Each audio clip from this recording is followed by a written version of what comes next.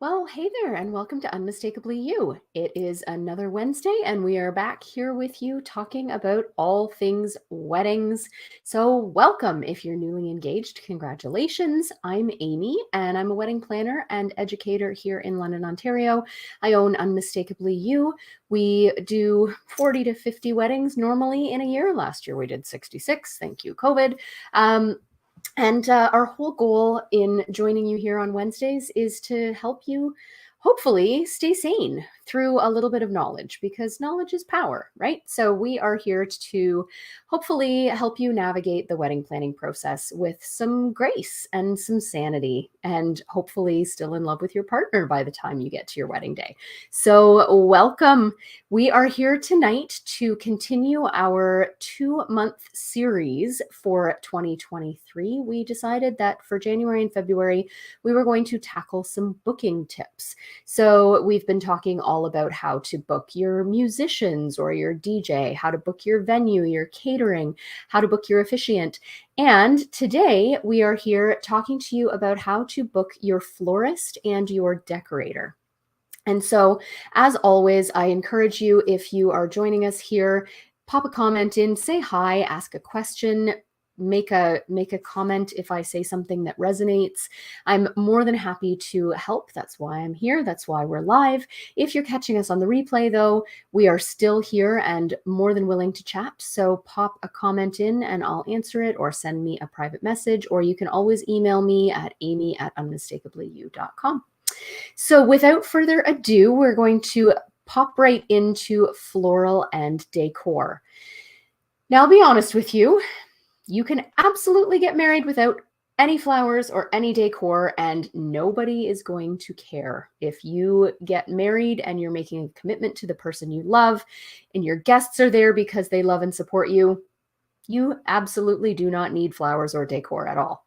Now, if you know me at all, love flowers. That is one of my most favorite parts of the wedding day. When those flowers get delivered, they really just kind of change the entire atmosphere in the room.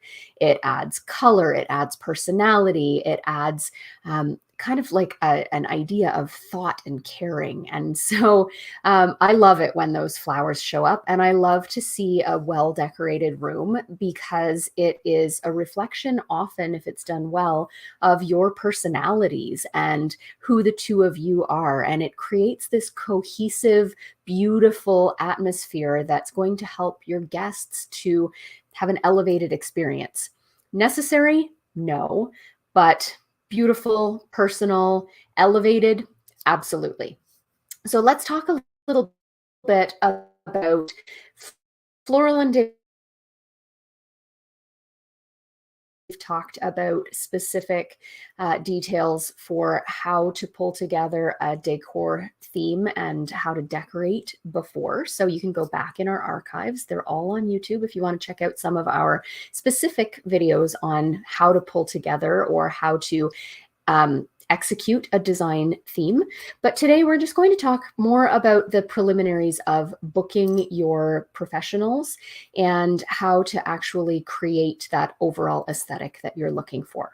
So first of all, when to book. And I mean, realistically, you can probably nail things down at any point in terms of putting your date on a florist's calendar or getting your name in with a decorator to make sure that you don't lose out on your date. But realistically, you'll find that you're not able to really do a whole lot of the nuts and bolts and the fine details with regard to color or flower types or shape and size of bouquet. Generally speaking, you'll want to talk specifics with your florist after you've done attire, because that's going to help kind of guide the direction of the flowers with regard to the shape and the style of your dress or the colors of the attendants' attire, whether it's bridesmaids or groomsmen. Those kinds of things are going to play into the overall color scheme of both the floral and the decor. With regard to decor, you'll also want to make sure that you have an idea of the overall layout of the reception room. So you'll want to know things like why my internet just flashed. Not sure if that just happened on your end, but hopefully we're still good. You'll want to know things like how many auxiliary tables you're going to have. Are you going to have a guest book and gift table as one? Are you going to have a guest book table separate from gift? Are you going to have a cake table? So these are the kinds of things that decorators are going to want to know. And you can certainly tweak these things as you go. But if you can go in with as much information as possible to both your florist and your decorator, that's going to be helpful. You're also going to want to have a solid sense of your budget, as well as your overall theme or the feeling or general aesthetic, guiding adjectives maybe of the day. So you'll want to have an idea of how much money you have to devote to your floral and decor, as well as whether you want it to be classic or modern or boho or whimsical. So those are kinds of directions that will help to guide your florist and decorator. So before you really get into talking too much detail with those pros, you want to have nailed down your attire, your colors, your budget, and your theme and overall aesthetic. Now, things to consider, your wedding, if it's well designed, like I said, is going to appear more cohesive, and it's going to elevate that guest experience. And a couple of ways that you're going to probably come across as you're working with design professionals is that you're going to be looking for some repetition of elements and colors, shapes and textures, that kind of thing. Like I mentioned before, there is usually some kind of a discussion about how to incorporate your personality. And that is one of my favorite parts, is finding creative little ways to just kind of sneak it in there. And then you'll also want to think about creating cohesion and repetition through every visual element of your entire day. And that starts right from stationery, from invitations or save the dates, through to your day of stationery. So signage, table numbers, place cards, menu cards, that sort of thing. And that carries through your linens, your attire, and your florals as well. So creating that intentional, cohesive look is very much about repetition of elements. Where to find florists and decorators is very similar to my advice on where to find other wedding pros. So if you've been keeping up with this series, you'll know that I often recommend that you just scroll around on the internet for a little while, do a Google search, check out Instagram, check out Facebook, ask for recommendations from friends who've been recently married or from other people in wedding groups who are usually more than happy to chime in with their recommendations, either positive or negative. So, you know, just be aware that you're in many cases going to get lots of feedback in some of those Facebook swap and sell groups. And ask your other vendors for recommendations as well. I'm always a fan of this because your vendors that you've hired already, presumably you've hired because you like and trust them. And so their opinion is going to carry some weight. Now, just be a little bit cautious with that. I mean, if we're talking specifically about booking florists and decorators, sometimes your photographer doesn't have any or very little interaction with those professionals on the day because their times just don't overlap. You know, oftentimes the florist kind of sneaks in and sets up the centerpieces and drops off the bouquet and has very little crossover with any of the other vendors. And sometimes your decorator will decorate the night before the wedding or very early the morning of. So it's going to kind of play into your photographer's ability to recommend a florist and a decorator if they haven't really had much interaction with many of those professionals. So you may find that your best success, if you're asking for recommendations from other vendors that you've hired, is going to come from your venue, because your venue manager is going to be the one that greets the decorator when they come in, that sees them as they're working for hours, you know, the night before or the day before your wedding. They're oftentimes going to be there when the florist is setting up. So venues are a great place to ask for recommendations, and oftentimes they'll actually have preferred vendor lists. You also obviously can go to your planner, because if you've got a planner in any capacity, I mean, when we do full service planning, obviously we are very, very closely tied into that whole vendor selection process. But even when we do a day of coordination, we're more than happy to provide names and contact information for the vendors that we truly love working with, because from our perspective, if we can help you hire great vendors and plan a great day, it's a lot easier for us to manage on the day. So regardless where you find those vendor names, read the reviews. I'm always harping on reviews. Meet in person. Realistically, it is not that important that you are BFFs with your florist and your decorator. You have to trust them to execute your vision, absolutely. I mean, if you get a little bit of a weird vibe, or if some of their pictures you don't love, find someone else, because it's all about the product. It's not so much about the personality with a florist and a decorator, because you're not going to be working with them closely on the day of your wedding, like you will be with your planner, like you will be with your photographer, your videographer. So you don't have to necessarily want to hang out for coffee or anything like that, but you need to trust them to execute your vision. And so what that means is that you need to see lots and lots of examples of their work. Something that I'm kind of jealous of florists and decorators for is that they can depict their work in photographs, whereas I can't. What I do is pretty intangible as a planner. Whereas they can easily say, yep, here's a picture of a bouquet that I made in your colors, or here's a picture of some altar arrangements that are in your boho style, or, here's a time that I decorated the hall that you're getting married at. So ask for specific photos. If you're meeting with a florist or a decorator, ask them if they've decorated at your venue before, or if they've done flowers there, if they've done flowers or decor in your season or your colors or your overall aesthetic. So ask for specifics. If you are going for that really kind of rustic boho kind of natural look, and all you're seeing are pictures of tight round rose bouquets in like whites and blushes and reds and yellows, that's all they can show you. They're probably a very talented florist, but they're probably not going to be a good fit for you. So do try to find as many visuals as you can of things that appeal to you, because they mesh with your aesthetic.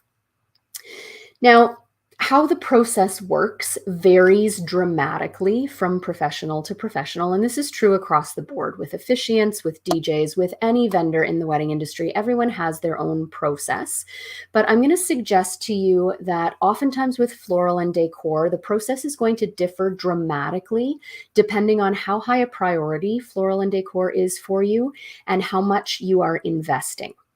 Now, if you're investing a lot because the aesthetics are high on your priority list, then my assumption is going to be that you're probably also working with a planner, in which case, if you're working with a full service planner, a lot of us do put together design proposals. And so that process, again, looks different from planner to planner. But when I do it, it's with a couple that I've been working with already for a number of months. I have a really solid grasp on their budget. And then I have them fill out another questionnaire about all kinds of things, personal details about their relationship and what's on their coffee table and what kind of jewelry they like to wear and all these kinds of things. And then with the knowledge that I already have of the couple and the questionnaire and their budget information, I pull together a really detailed decor proposal, design and decor proposal that incorporates every element from stationery through to floral and linen and decor. And we go over it, and I see what resonates, and I see where maybe I missed the mark, and I tweak things. And ultimately we have this visual document. I like to do it in a digital slideshow format. And ultimately the finished product is a visual document that we can take to the vendors that I'm recommending who would be a good fit to execute the vision of the couple.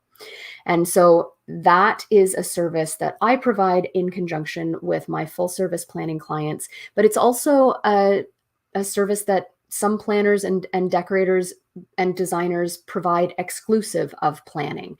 So if you are going to be prioritizing the visual elements higher than some of your other elements and you're devoting a fair chunk of your budget to it, you might want to look into hiring a designer as opposed to just a florist decorator. Now, some florists and decorators do provide overall design services for the entire scope of the wedding as well, and some don't. So, as I say, everyone's process is different. It's not good, it's bad, or bad, it's not right or wrong. It's just that every process is different. Now, if design and floral and decor are a high priority, you may want to work with someone who provides both floral and decor services within their company. So whether they are a decorator and florist, or whether it's a team of decorator and florist who work together, or a larger team, you may want to look into that as an option, just because it's going to improve the cohesion of your day. And it's going to reduce your legwork as well. If you're working with one company who has a really solid grasp on the entire vision of the whole day, that's going to benefit you, because then you're not going back and forth between a separate florist and a separate decorator, and you're not trying to source rentals on your own and that kind of thing. A full service company will do all of that for you, and they will oftentimes pull together that design proposal for you. And again, that process varies from professional to professional, but that may be an option to investigate if decor is a huge priority for you. Now, if you are working with separate florist and decorator and it's a big priority, obviously there needs to be some communication between those two companies if they're separate businesses. So finding companies that are willing to work together is important, and keeping those lines of communication open is really important as well. So maybe booking a site visit for yourself, the florist and the decorator, to get together on site and really talk through the entire vision while you're in the space. That can be really beneficial in terms of creating those links between the floral and decor, even if they're coming from a different company. Now, if you're not devoting a large part of your budget to floral and decor, or if it's a lower priority, or if you're more of a DIY kind of a couple, then that probably changes things a little bit. In those cases, you probably aren't working with a designer. You probably are working with a separate florist and a separate decorator, or you may even be sourcing your decor yourself, and that's totally cool. But again, I encourage you to keep those principles in mind of repetition to create cohesion. And that goes through every stationery element, every floral element, every linen. All of those things need to tie together really seamlessly in order to create that overall cohesion that we're hoping for. So you're looking for fonts, graphics, and colors on all of your stationery to tie together. You're looking for the colors to be cohesive in your linens and your attire, as well as textures. You know, if you have a lace wedding gown, then perhaps you want to look at lace overlays on your auxiliary tables, things like that. You want to be looking at shapes, colors, textures, and styles in your florals, and making sure that everything works together. So sitting down with your partner, or with your maid of honor, or your advisor, or your mom, whoever that is, and just kind of talking through some of those pillars that you are going to set in place, that are going to sort of guide your decor and floral decisions. So filter everything through that lens. If your wedding is whimsical, then filter everything through the whimsical lens. When you're booking your flowers, when you are renting your decor, or when you're booking a decorator, filter everything through the whimsical lens. Does this fit with that overall theme? And then you'd also need to make sure, if you are working with separate professionals and you're taking more of a DIY approach, you need to make sure that you are communicating so clearly about the overall vision. Your decorator needs to know what your florist is doing on your head table. And if your florist is providing any kind of arrangements that are going to be on or behind or beside the head table, your decorator needs to know that. If they're doing any kind of draping or specialty linen or head table backdrop. So it's really important that all of the professionals that are involved in the visual element of your day are on the same page. And if you are more of a DIY kind of a couple, that ultimately is probably going to fall to you. Now, ultimately, we know that floral and decor aren't priorities for everybody. They're high on my list, but not for everyone. But regardless of where the aesthetics stand on your overall priority list, a little bit of intentionality and some well-placed touches, like choosing to focus on those really very focal points, like your head table, like your altar at your ceremony. Those kind of impactful statements can go a long way and elevate your event to the next level. So thank you for joining us here. Again, I encourage you, if you're catching us on the replay, pop in a comment, just say hi, send me any questions to amy@unmistakably.you.com. We're going to be joining you next week, continuing this series with booking tips for bartenders if you are at a venue that allows you to manage your own bar. And we'll also get into a couple of details about the logistics of DIYing your bar, because it can get a little bit messy, and I'm here to guide you through that. Likewise, we are here to guide you through all of the things. So if you haven't checked them out yet, our spring workshops are up on our website. It's unmistakably.you.com/workshops. We've got an absolutely dynamite series of workshops coming up starting on February the 27th.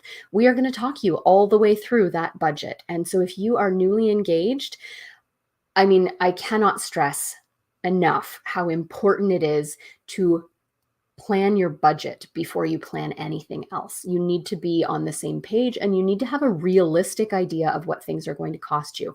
So I'm going to help you with that. We've got a really awesome vow workshop coming up with Jody from Something New Officiant. It's actually almost sold out. So if you want in on that one, you want to learn how to write really meaningful personal vows, hop on over to that website right now and get registered. We're doing on March 20th, a DIY workshop. So if you are not in a position to have a professional coordinator, we still really believe that you shouldn't be the one who is managing your day. You shouldn't be answering the phone. You shouldn't be solving problems. So come see us for our DIY workshop, and we're going to teach you how to set up your itinerary so everything flows smoothly. And we're going to tell you those things that you can pass off to that cousin or that friend who is willing to help you manage things so that you don't have to work on your wedding day. And then finally, in April on the 11th, we have a first dance workshop with Clara of See You Move. And it is going to be absolutely awesome in that it's not this onerous choreographed first dance that you have to devote hours and hours to. Claire's just going to walk you through some tips, how to hold each other, how to execute a couple of simple moves that are going to make you look a lot more comfortable on the dance floor. So pop on over to unmistakably.you.com, check out those workshops. They are filling up fast, so make sure that you get yourself registered. We don't want you to miss out. And I will see you here again next week. Have a great week. Happy planning.